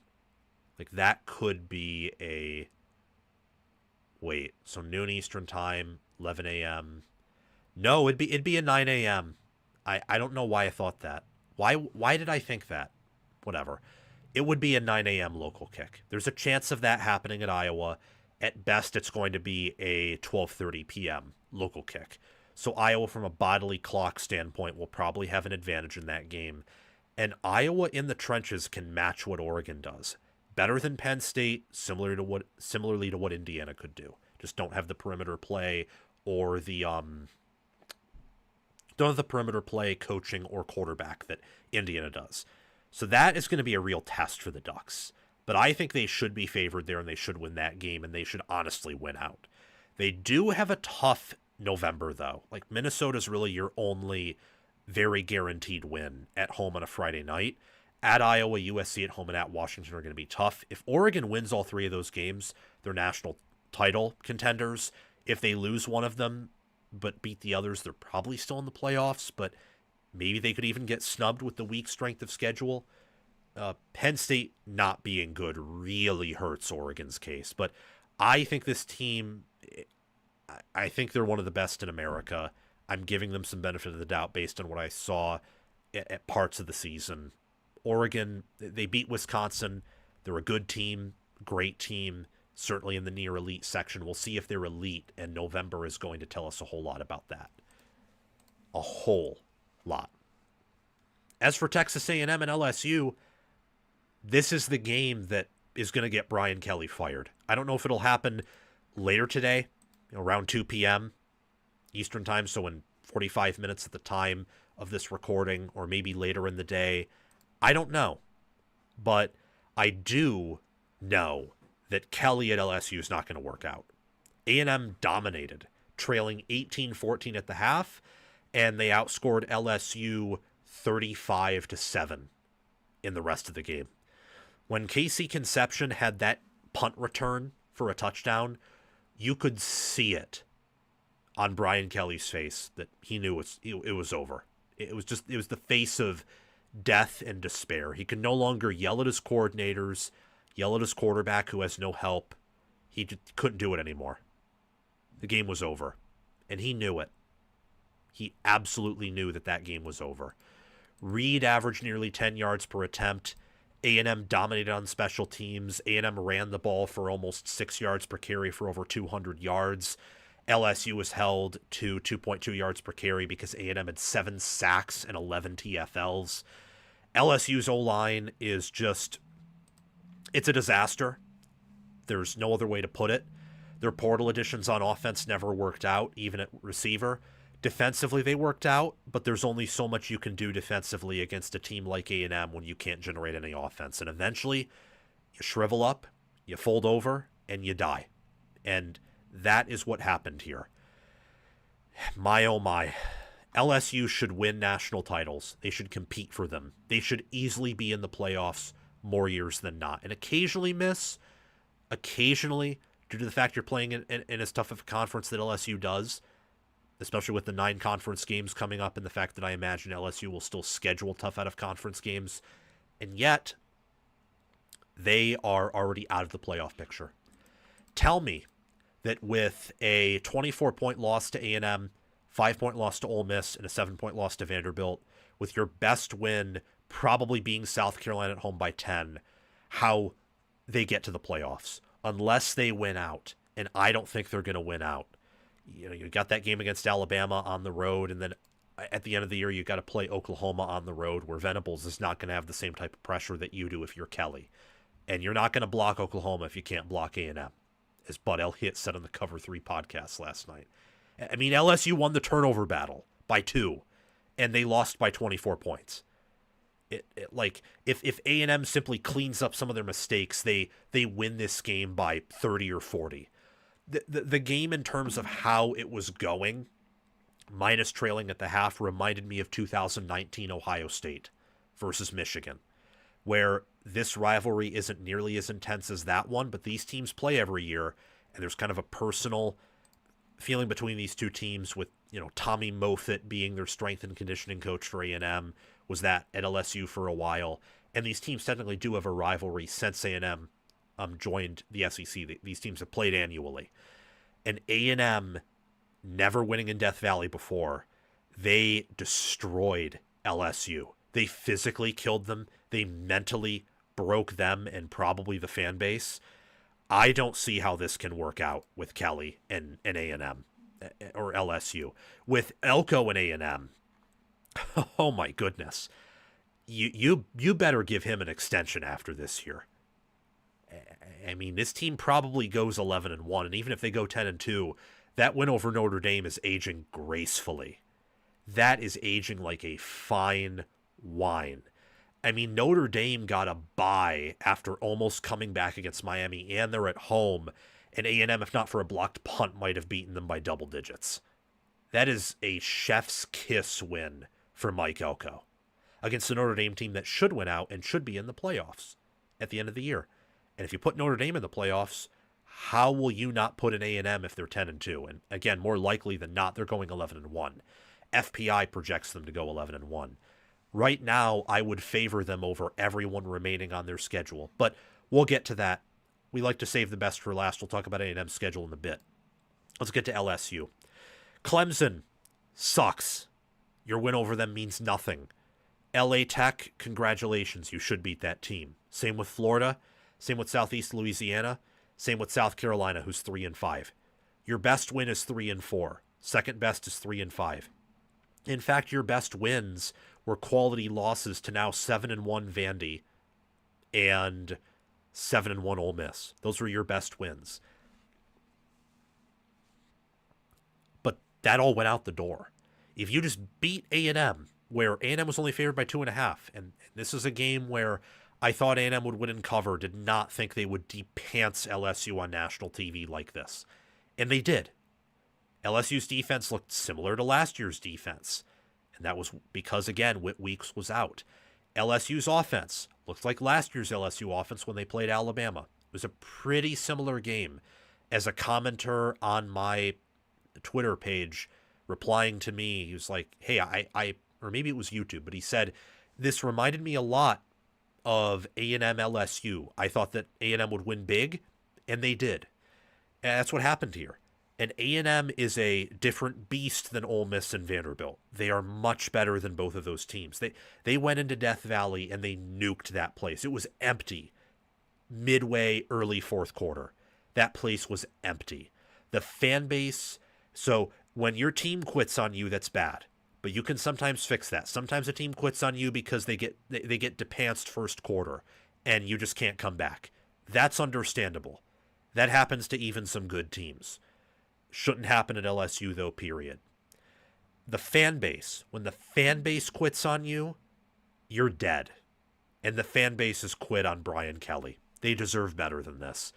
You're not beating Alabama on the road off a bye, because guess who also gets a bye? Alabama. Arkansas can beat you at home. Western Kentucky you'll beat, even if you have an interim head coach, but that just gets you to 6 wins, guaranteed. You're not beating Oklahoma on the road late in the year, especially with what I've saw out of LSU through 8 games. 6-6 is likely. 7-5, that's probably your best case scenario at this point. Kelly's going to be gone at the end of the year, and unless the Texas job opens up, that's the number 1 job opening in college football this year by a mile. And you can have your picking for any coach that will listen to you. For A&M, Elko, along with Cignetti, along with Satake, has had one of the better coaching jobs of the season. At Missouri off the bye is going to be tough, but you get a bye and you're healthy. Missouri is not healthy. South Carolina at home should be pretty close to an automatic win. Samford is an automatic win. Right now, A&M is staring down the barrel of 10-2, 11-1, or 12-0. And the Texas and Missouri games on the road will decide whether they get a home playoff game or whether they have to travel on the road to the playoffs. They'll also decide whether or not A&M goes to Atlanta for the first time ever. Returning production has been mocked this year by a lot of people. A&M was top 10 in returning production, and you have seen the fruits of that bear out. Returning production still matters. It didn't matter for Clemson for a variety of reasons, I think in part due to poor coaching and development and a drop-off in blue-chip talent from last year to this year, on defense mostly, like the backfield linebacker, but also parts of the offensive line and the depth. It didn't matter for Rutgers, and there's some other teams. Penn State was top 25 in returning production. They were not top 10, though. Usually, returning production only guarantees you get better when you're top 10, when you return like 70% or more, or 80%. A&M was in that range, and by power ratings, they're way better this year than last year. Resume-wise, they're much better. You also, like with Illinois, power ratings-wise, they're better. Michigan, power ratings-wise, they're better. They weren't in that category, but you get the point. Returning production is still a valuable metric, and A&M really showcases that. A&M is a classic, tough-nose, solid but not elite defense, and great but not elite offense. They're just a hard-nosed, tough, well-coached, athletic, strong, physical team. This is the team that Tommy Moffitt and Mike Elko have built together. And Colin Klein and Jay Bateman have also done a good job. Hats off to them. I give my flowers to them. They dominated LSU. That's really all I have to say here. And as for Brian Kelly, again, I don't know how you can keep him if you're LSU. I would not be shocked if at some point today, especially after that domination, it's announced that he is fired. Let's talk about Michigan and Michigan State, then we'll get to a summary of the SEC and Big Ten games. Michigan beats Michigan State 31-20. They ran for 276 yards, played a very conservative game. Very conservative game. And they won. They did what good teams do. They go on the road, beat their rival, and beat them by double digits. Michigan is not a great team. I think this game showed that. I think a great team does a better job against this MSU team on the road. But then again, it's a rivalry. I think that Smith and especially Joe Rossi coming down from the booth showed they understood it more, and Michigan State played their hearts out, and it just wasn't enough. I mean, Michigan won, and they physically dominated Michigan State. And Michigan State, they had over 100 yards in penalties. They were emotional. They were a wreck. They had all these dumb penalties that helped Michigan out. Michigan, outside of a few holds and the offensive line being inconsistent, I thought was pretty disciplined in this game. That's a credit to Sharon Moore, whose quarterback and Bryce Underwood didn't play all that well. They didn't ask him to play well. Justice Haynes, 2 touchdowns, 152 total yards. Jordan Marshall broke over 100. Michigan is quietly building one of the better rushing offenses in America. And they got 4 sacks, 6 TFLs on the day. Zavada made his only field goal attempt. Hudson Hollenbeck punted well, actually out-punted Ryan Eckley, which is pretty impressive if I say so myself. They're quietly building a pretty impressive rushing offense, and the defense every week, slowly but surely, is getting better. I mean, they're averaging 5.8 yards per carry for 22 rushing touchdowns, 1,761 rushing yards on the year. Michigan State averaged 3 yards per carry, but a lot of that was on one long run by Mekhi Frazier that was well blocked and well schemed, and Childs sacrificed his body to do that. Michigan holding Childs to 4.6 yards per pass attempt is pretty impressive, and they did a good job limiting Nick Marsh and those receivers through much of the game. And Michigan State had that late cover. One point it was 31-13. Their backup QB gets into the end zone with a touchdown connection, and boom, 31-20. Michigan is bowl eligible. Michigan enters a game against Purdue at home next week before getting a much-needed bye to prep for Ohio State and their trips to Northwestern and Maryland. And for Michigan, look, their playoff hopes are alive. They just got to win out. If they do, they're certainly in with a win over Ohio State. If they simply reach 9 wins, it's not exactly a successful season if they don't beat Ohio State and go 9-3, but it's not a colossal failure either. They'll go over their win total. They'll improve off of who they were last year and enter 2026 with plenty of optimism. For Michigan State, it's a similar situation to Wisconsin, not quite as bad. I think Michigan State's a better team than Wisconsin and better coached, but the coaching job's been poor. The roster has just not fit together in the way that I thought it would. I was so high on Jonathan Smith and the staff, and it's been disappointment after disappointment. They really needed that win over UCLA. Really needed that to inspire any confidence moving forward. That was their worst game of the year by a mile. They could not have afforded to play their worst game there, and they did. And the team quit there.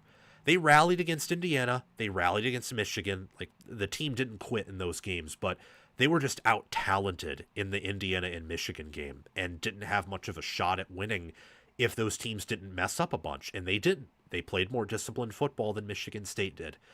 If Smith is at all going to survive, they need to beat Minnesota, Penn State, Maryland, and maybe somehow Iowa. Though with how good Iowa's looked, I don't think you're winning that game on the road. We'll see if Michigan State wins a game at all for the rest of the year. If Smith doesn't get fired and they allow him to coach out for the rest of the year, if they go 6-6, at that point you probably keep him. But it's been rough. It's been so rough. And many know I'm a Michigan fan, but I want Michigan State to be good in the same way I want Ohio State to be good. Like, playing good rivals is fun. It's also good for Michigan. It's good for both of those teams. I want Michigan State to be good again. We'll see, though. That will not be the case this year, and I don't know how long it will take to get there. As for Michigan, their playoff hopes are alive in front of them. USC and Oklahoma were not pretty losses, but Oklahoma should go 8-4, maybe 9-3. Washington, that was a good win, I think. Nebraska, they went bowling as of yesterday. They'll probably win 7 or maybe 8 games. Washington will probably win 8 or 9. They could even win 10 theoretically. USC is probably going to finish with 8 wins, could even finish with 9. I mean, Michigan, they're getting better. Their 2-game stretch against Washington and Michigan State, I think, is their most impressive 2-game stretch of the year. More impressive than CMU. It's a bad MAC team. Of course, you're going to beat them by that much. I think more impressive than Nebraska. The way that they've run the ball against Washington and Michigan State has been more sustainable than the way they've run the ball at any point throughout the year. Less big runs, but much better in the short intermediate situations. Much better at power running. And that's an encouraging sign. They should beat Purdue. They're not guaranteed to beat Northwestern or Maryland, but they should beat those teams too. The season, if they get through those 3 games, is going to come down to the game against Ohio State, where they could, in theory, if they win that game, they could go to Indy. They would certainly, more importantly, be in the college football playoff. If I'm Michigan, I want to beat Ohio State, but I do not want to go to Indy. I do not want to incur that 3rd loss, which I don't think Michigan would be out of the playoff picture, but they'd be playing probably the 5 or 6 seed if they were to lose that game, which probably means the loser of the SEC or Big Ten championship or a really good team Like maybe they play 11-1 Oregon on the road. No bueno. That's a horrible matchup. As for like winning out, potentially beating Ohio State, you want that, and then I think you want that extra week of rest in Indy. You don't want to go there. I mean, maybe that's a loser mentality, but this team has a shot at beating Ohio State because they've played easier competition leading up to that game, and it's at home and it's a rivalry. If they played Ohio State back-to-back, they would not win both of those games. If they had to play a team like Ohio State, so beat Ohio State, but then have to play, say, Oregon or Indiana in Indy, and at that point you'd be probably playing Indiana, you would not beat Indiana in Indy. You wouldn't beat Ohio State in a rematch in Indy. This team is just not great. They're not elite or near elite. At best, they're going to be great. And Ohio State and Indiana are both elite relative to this year. So the hope is you win out, you get to the playoffs, and then whatever you do in the playoffs, the season's a success as long as you win 10 games. You win 9, lose to Ohio State, the season is not a success. By virtue of winning 9, it's probably not a total failure. It's just not a success, so it's a disappointment. But all things considered, you have Underwood, you're bringing a good recruiting class, you have money to spend in the portal, and you've shown signs of progress in coaching. Solid win for Michigan, another painful loss for Michigan State.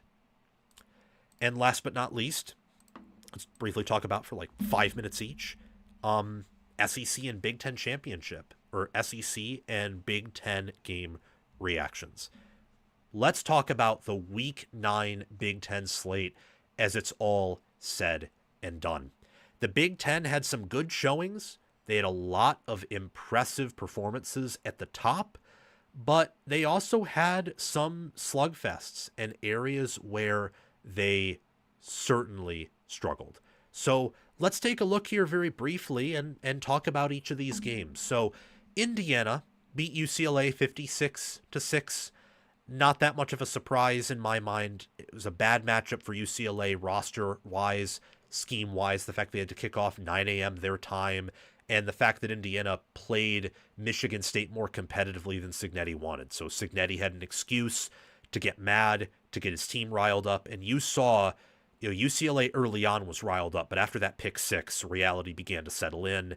Indiana didn't even play all that particularly well on offense and still won by 50. It's an impressive win for Cignetti.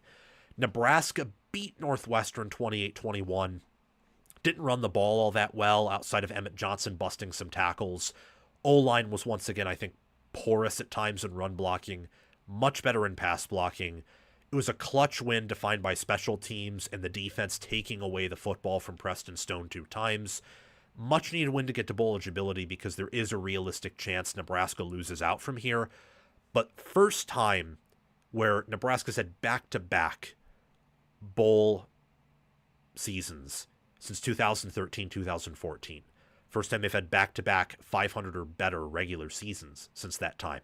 So Matt Rule's doing things at Nebraska that Mike Riley and Scott Frost could not. The 2027 recruiting class looks good. Much of this team will return for next year. I do think they're going to sneak away at least one more victory in the regular season. If not, maybe 2. There's a realistic path for them to sneak away 3 more wins or even to win out.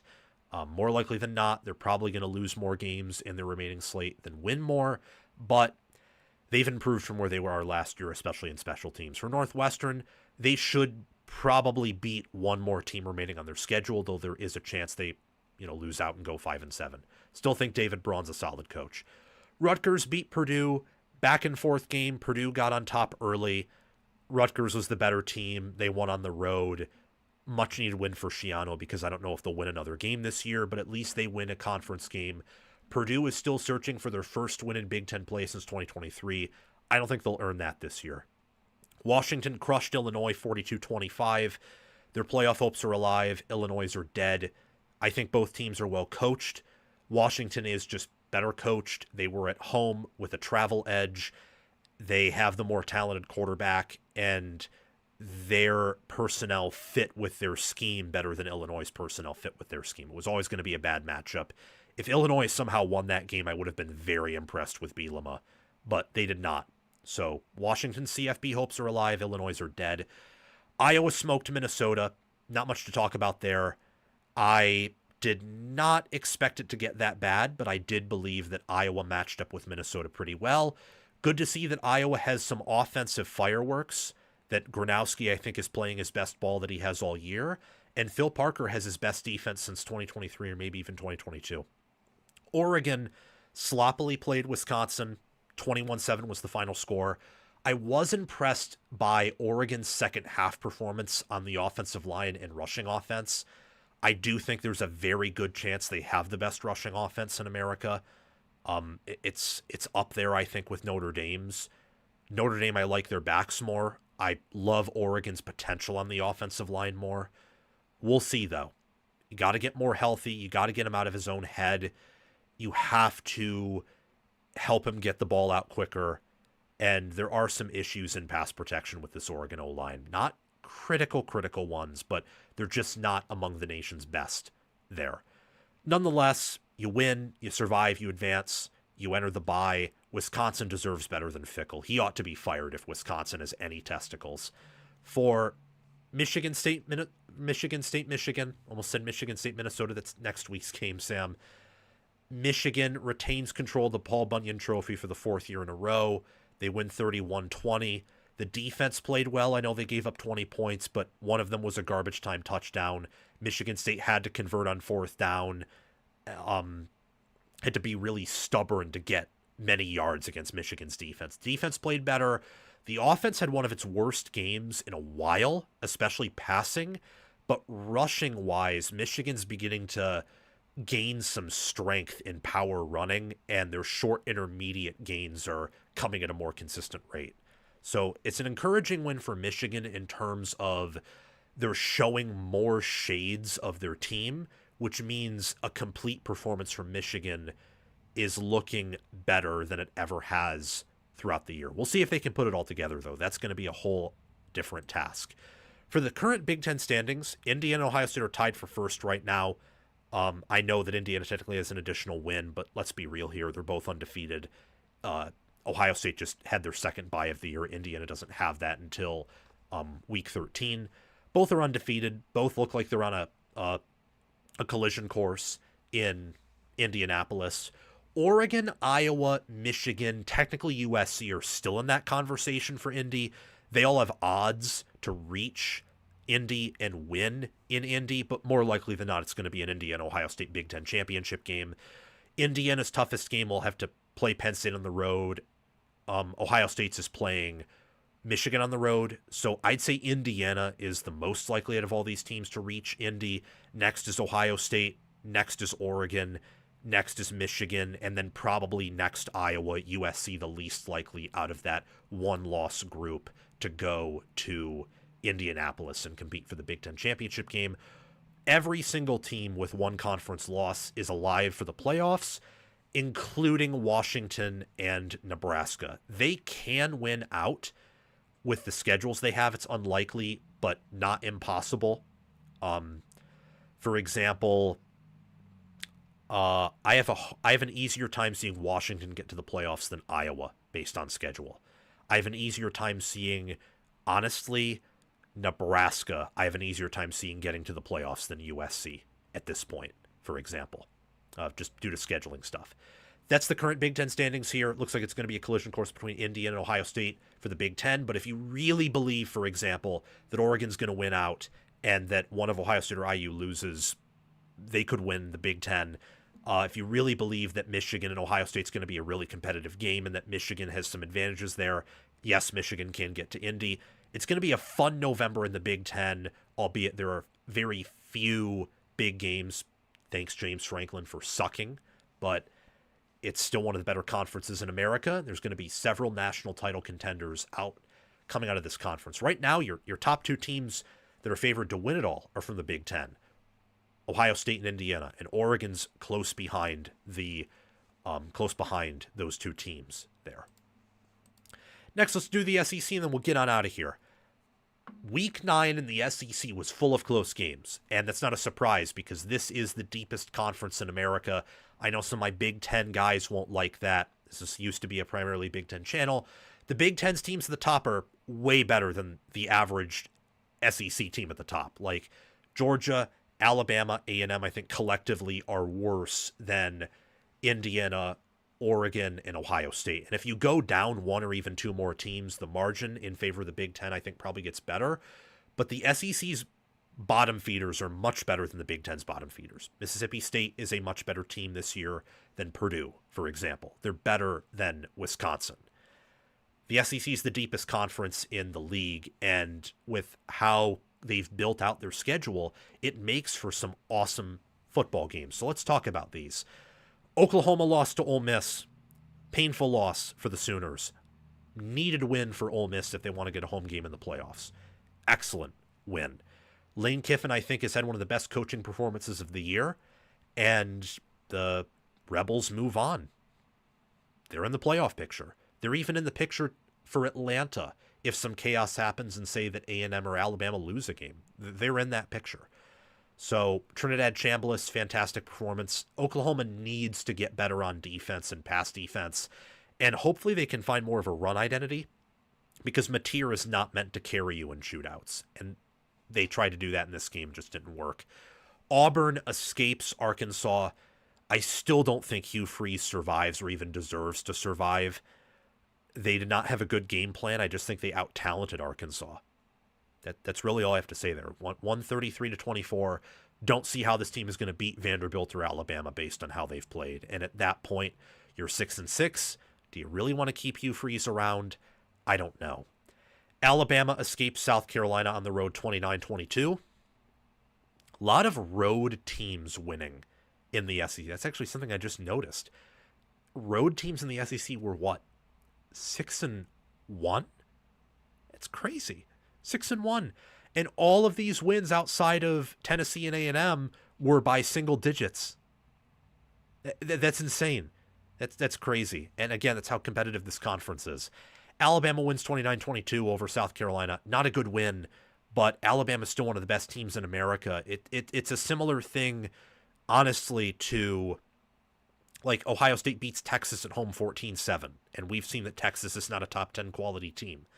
Like sometimes these great elite teams, Ohio State, Indiana traveling to Iowa, Alabama traveling to SC, sometimes you play it close and you have to find a way to win, and you do. The difference between those two teams in Alabama is that ugly Florida State loss, of course. But flukish things happen. Think about Ohio State, Michigan last year. I still think Alabama's one of the best teams in the land. Vanderbilt beats Missouri despite being outgained by nearly 100 yards.